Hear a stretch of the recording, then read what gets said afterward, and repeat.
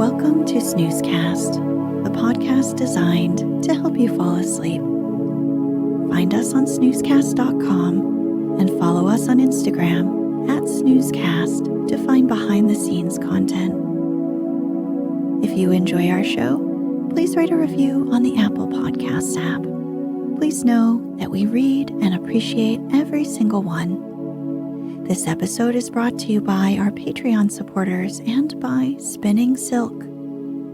Tonight, we'll read a story called Charan, the Dancing Maiden, taken from the book Korean Folk Tales, written by Im Bang and translated to English by James Gale and published in 1913.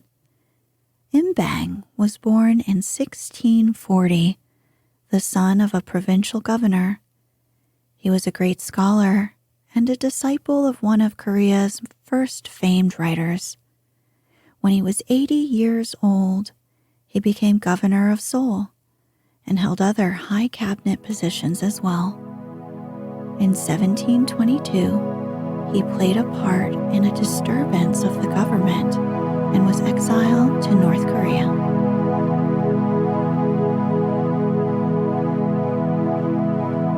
Let's get cozy. Close your eyes.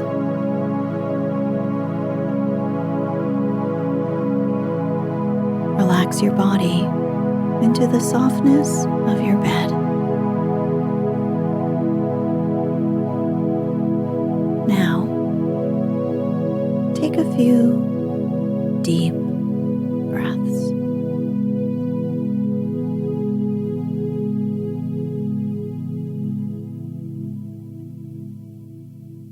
A long time ago, one of Korea's noted men became governor of Pyongan province. Pyongan was first of all provinces in the attainments of high class and polite society.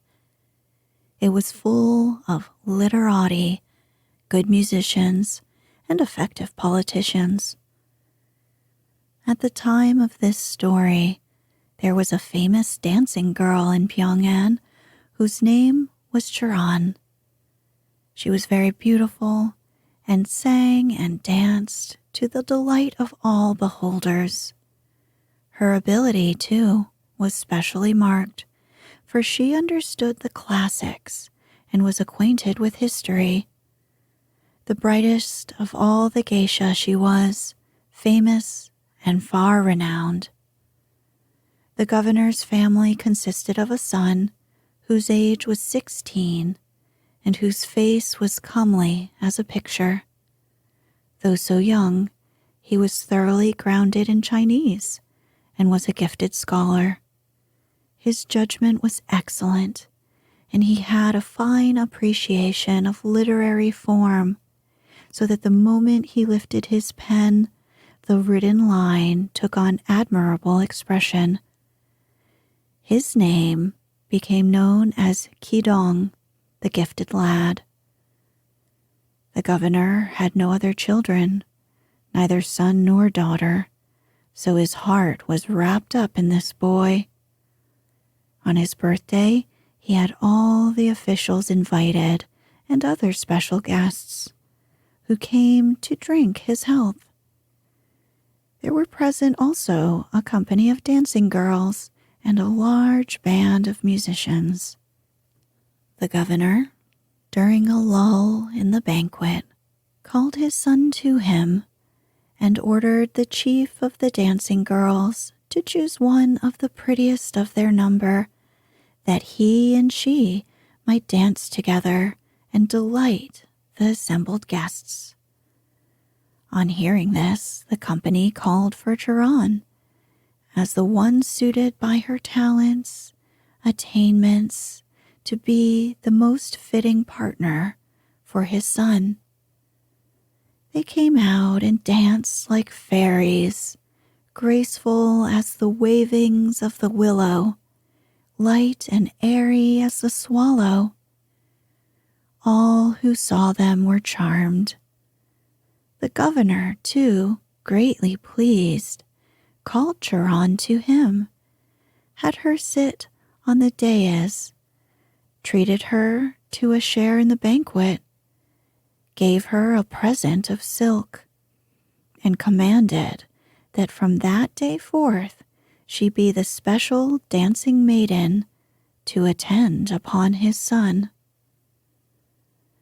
From this birthday forth they became fast friends together. They thought the world of each other. More than all the delightful stories of history was their love, such as had never been seen. The governor's term of office was extended for 6 years more, and so they remained in the North Country. Finally, at the time of return, he and his wife were in great anxiety over their son being separated from Charan. If they were forced to separate them, they feared he would die of a broken heart. If they took her with them, she not being his wife, they feared for his reputation. They could not possibly decide, so they decided to refer the matter to the son himself. They called him and said, "Even parents cannot decide as to the love of their son for a maiden. What ought we to do? You love Charan, so that it will be very hard for you to part, and yet to love a lowly dancing girl, especially that you're not married to, is not good form, and will interfere with your marriage prospects with proper ladies, and with social promotion, of course.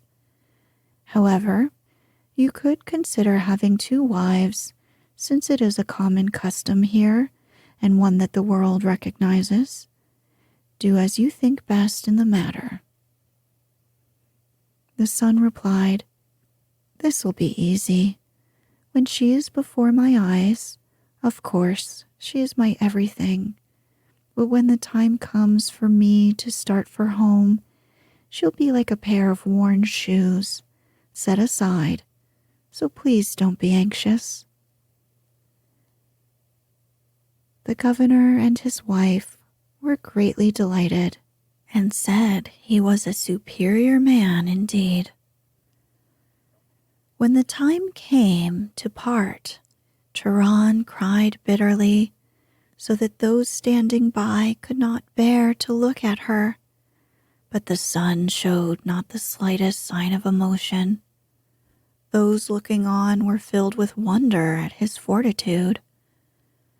Although he had already loved Charan for 6 years, he had never been separated from her for a single day, so he knew not what it meant to say goodbye, nor did he know how it felt to be parted.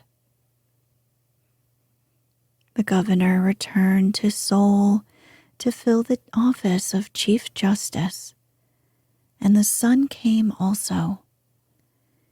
After this return, thoughts of love for Charan possessed Ki-dong, though he never expressed them in word or manner. It was almost the time of the big student examination. The father, therefore, ordered his son to go with some of his friends to a neighboring monastery to study and prepare. They went, and one night, after the day's work was over and all were asleep, the young man stole out into the courtyard. It was winter, with frost and snow and a cold, clear moon. The mountains were deep, and the world was quiet, so that the slightest sound could be heard. The young man looked up at the moon, and his thoughts were full of sorrow. He so wished to see Charan that he could no longer control himself, and, fearing that he would lose his reason, he decided that very night to set out for far distant Pyongan. He had on a fur headdress, a thick coat, a leather belt, and a heavy pair of shoes.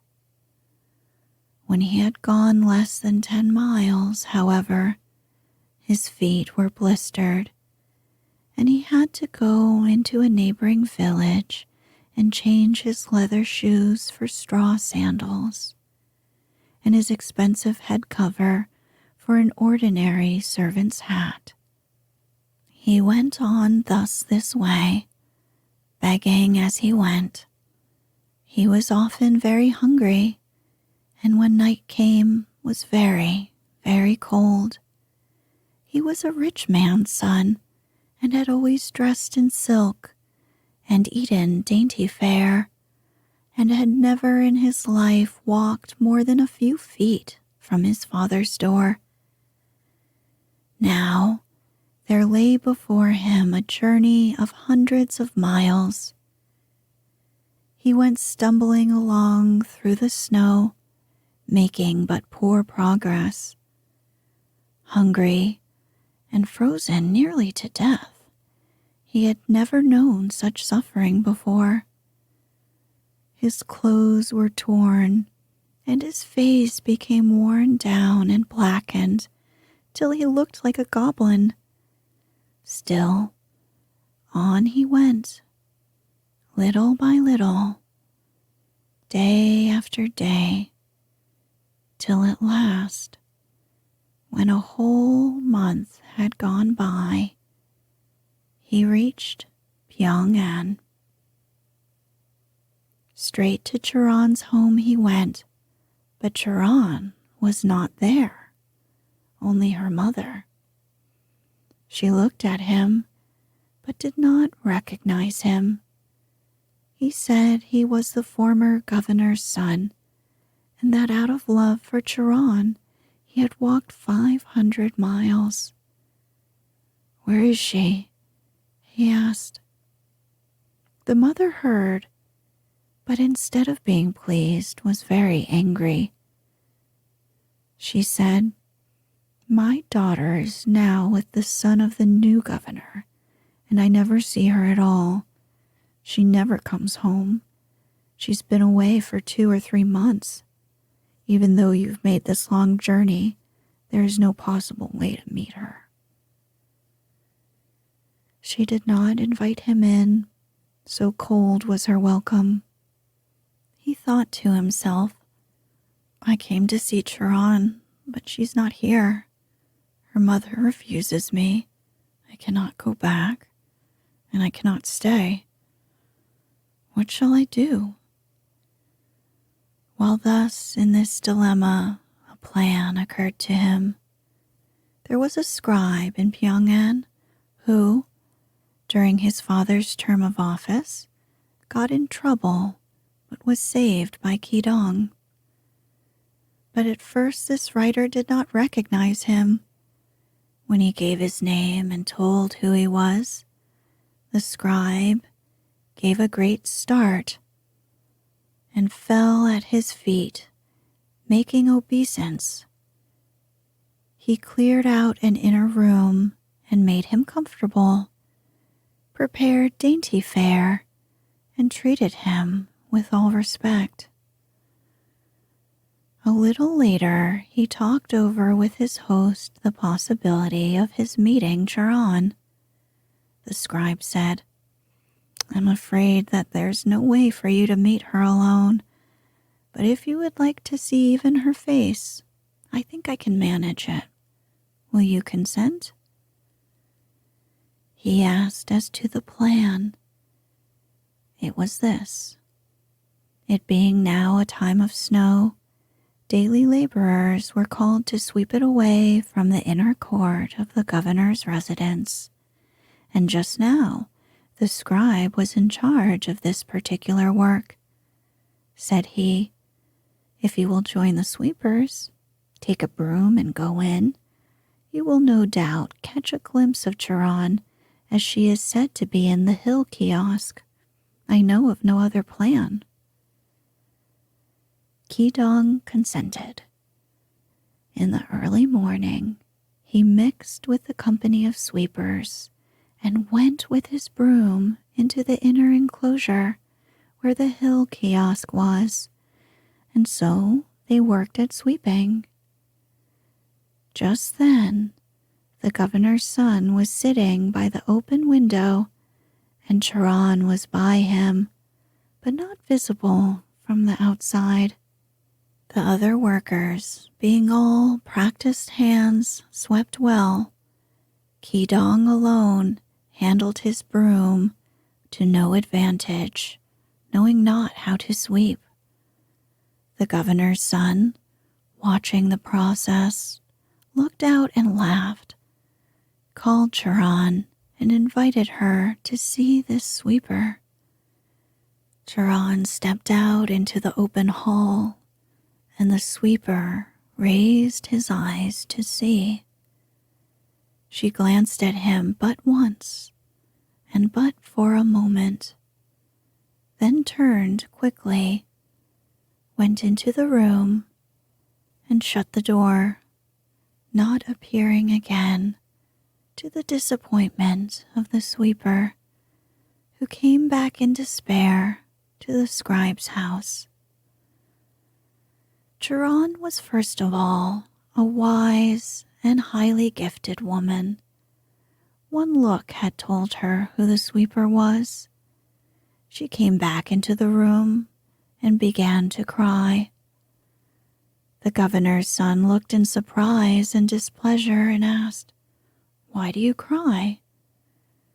She did not reply at once, but after 2 or 3 insistent demands, told the reason thus: "I am a low-class woman. You are mistaken in thinking highly of me or counting me of worth. Already I have not been home for 2 whole months and more, but still I think of my mother and my home and how poor she is. It's customary on the anniversary of my father's death to prepare food from the official quarters and offer a sacrifice to his spirit. But here I am imprisoned, and tomorrow is the sacrificial day.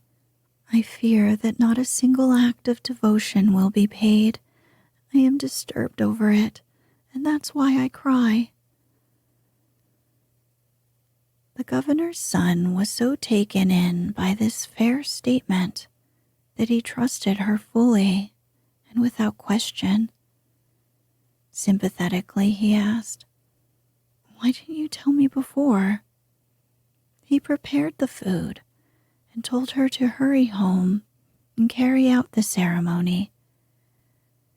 So Charan came like a flaming fire back to her house and said to her mother, "Ki-dong has come, and I have seen him.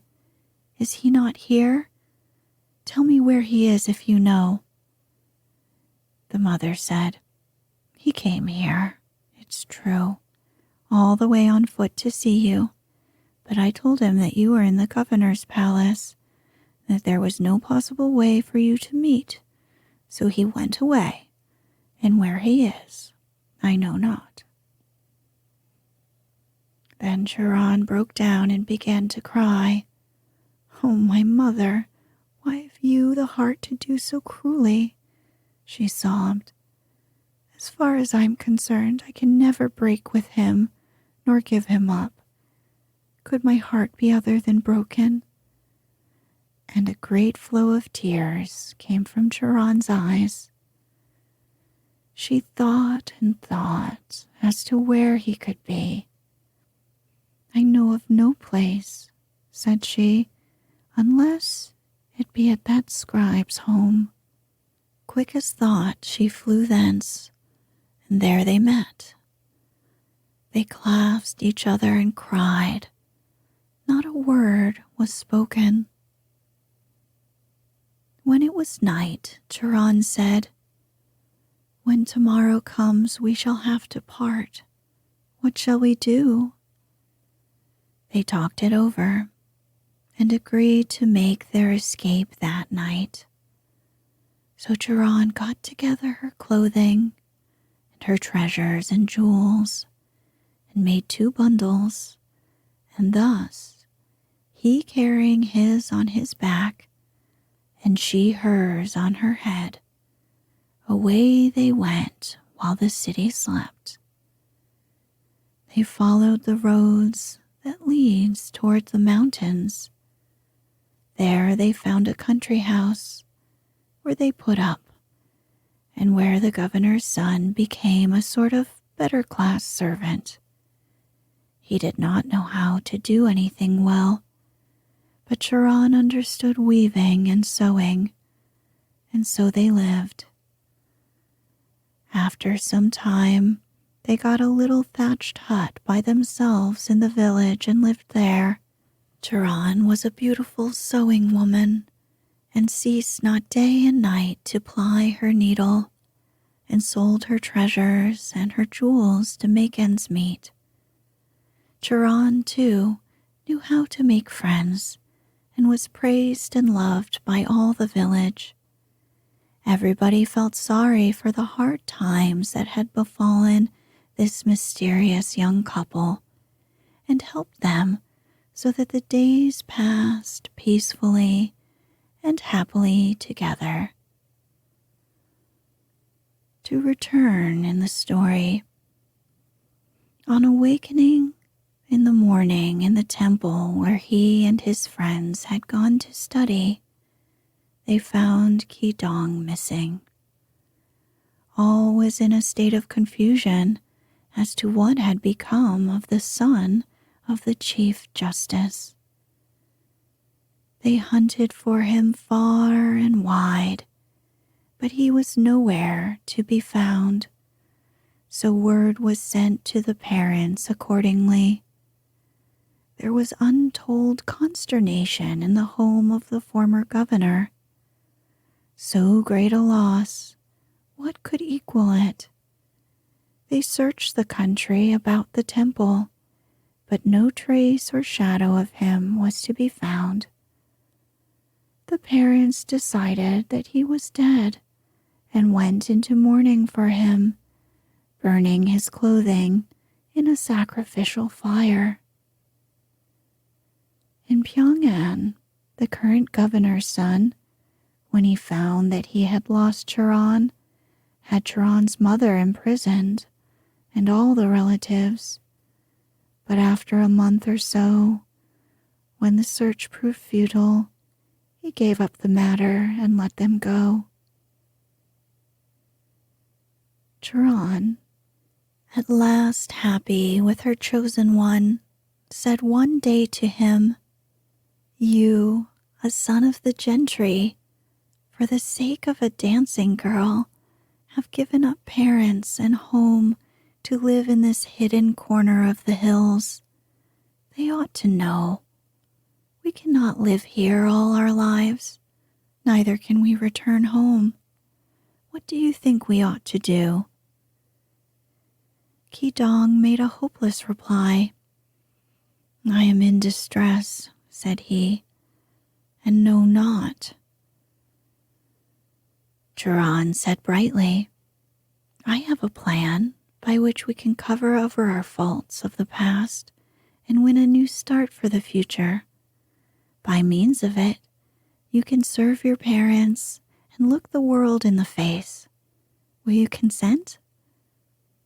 "What do you propose?" asked he.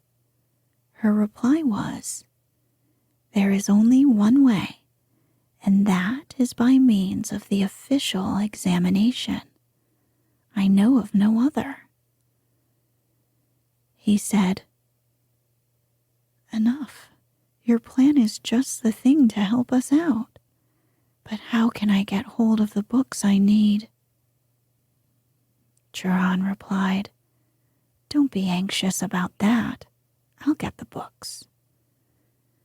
From that day forth, she sent through all the neighborhood for books to be secured at all costs, but there were few or none, it being a mountain village. One day there came by, all unexpectedly, a pack peddler who had in his bundle a book that he wished to sell. Some of the village people wanted to buy it for wallpaper. Charan, however, secured it first and showed it to Kidong. It was none other than a special work for examinations with all the exercises written out. It was written in small characters and was a huge book containing several thousand exercises. Kidong was delighted and said, "This is enough for all needed preparation." She bought it and gave it to him, and there he pegged away day after day. In the night he studied by candlelight, while she sat by his side and did silk spinning. Thus they shared the light together. Thus they worked for 2 years. To begin with, he, being a highly talented scholar, made steady advancement day by day. He was a beautiful writer and a master of the pen. His compositions, too, were without a peer, and every indication pointing to his winning the highest place in the examination. At this time, a proclamation was issued that there would be a special examination held before His Majesty the King. So Charan made ready the food required and all necessaries for him to go afoot to Seoul to try his hand. At last he was there, within the palace enclosure. His Majesty came out into the examination arena and posted up the subject. Kidong took his pen and wrote his finished composition. Under the inspiration of the moment, his lines came forth like bubbling water. It was finished. When the announcement was made as to the winner, the king ordered the sealed name of the writer to be opened. It was, and they found that Kidong was first. At that time, his father was prime minister and waiting in attendance upon the king. The king called the prime minister and said, "It looks to me as though the winner was your son, but he writes that his father is chief justice and not prime minister. What can that mean?" He handed the composition paper to the father and asked him to look and see. The minister gazed at it in wonder, burst into tears, and said, "It is your servant's son. 3 years ago he went with some friends to a monastery to study, but one night he disappeared, and though I searched far and wide, I had no word of him since. I concluded that he had been destroyed, so I had a funeral service and went into mourning. I have no other children. He was greatly gifted, and I lost him in this strange way. The memory has never left me. Now that I look at this paper, I see indeed the writing of my son." The king, hearing this, was greatly astonished, and at once before all the assembled ministers had him called. The king asked Kidong why he had left the monastery and where he had been for these 3 years. Kidong bowed low and said, "I have been a very wicked man, have left my parents, have broken all the laws of filial devotion, deserve to be punished." Then he told his story to the king. All the officials on each side bent their ears to hear.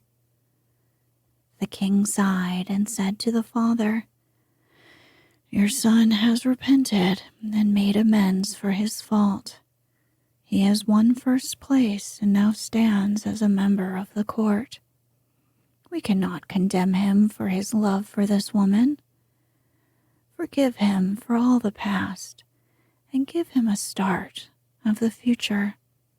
His Majesty said further, "The woman Charan, who has shared your life in the lonely mountains, is no common woman.